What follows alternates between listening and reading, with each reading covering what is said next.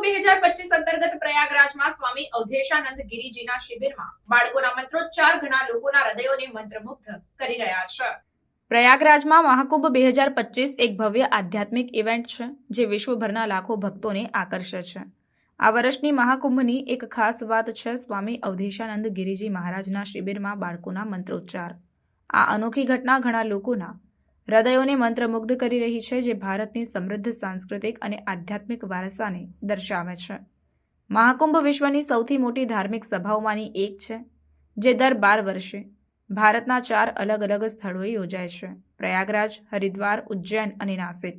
આ ઇવેન્ટને પવિત્ર નદીઓમાં પવિત્ર સ્નાન કરવા માટે લાખો યાત્રાળુઓના સમાગમ દ્વારા ચિહ્નિત કરવામાં આવે છે, જેનાથી તેઓના પાપો ધોઈને મુક્તિ મળે છે તેવી માન્યતા છે। સ્વામી અવધેશાનંદ ગિરિજી મહારાજનો શિબિર। સ્વામી અવધેશાનંદ ગિરિજી મહારાજ એક આદરણીય આધ્યાત્મિક નેતા પ્રયાગરાજમાં મહાકુંભ 2025માં શિબિર સ્થાપી છે। તેમની શિબિર તેના શાંત વાતાવરણ અને આધ્યાત્મિક પ્રવૃત્તિઓ માટે જાણીતી છે, જે શાંતિ અને પ્રબોધન શોધતા ભક્તોને આકર્ષે છે। તેમની શિબિરની સૌથી નોંધપાત્ર પ્રવૃત્તિઓમાંની એક છે બાળકોના મંત્રોચ્ચાર। સ્વામી અવધેશાનંદ ગિરિજીની શિબિરમાં બાળકોના મંત્રોચ્ચાર જોવા જેવા છે। પરંપરાગત વસ્ત્રોમાં સજ્જ બાળકો ભક્તિ અને ચોકસાઈ સાથે વૈદિક મંત્રો ઉચ્ચારે છે। તેમની મીઠી અવાજો શાંતિ અને આધ્યાત્મિકતાની ભાવના સાથે હવા ભરતા દૈવી ઉર્જાનું વાતાવરણ સર્જે છે।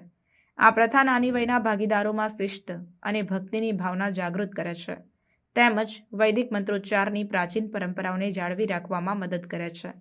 બાળકોને અનુભવી ગુરુઓના માર્ગદર્શન હેઠળ તાલીમ આપવામાં આવે છે। બાળકોના મંત્રોચ્ચારનો મહાકુંભમાં હાજર ભક્તો પર ઊંડો પ્રભાવ પડે છે। ઘણા મુલાકાતીઓએ વ્યક્ત કર્યું છે કે બાળકોના મંત્રોચ્ચાર સાંભળવાથી તેમને આંતરિક શાંતિ અને આધ્યાત્મિક ઉન્નતિનો અનુભવ થાય છે। તે ભવિષ્યની પેઢીને સાંસ્કૃતિક અને આધ્યાત્મિક પરંપરાઓ જાળવી રાખવાની મહત્વતાની યાદ અપાવે છે।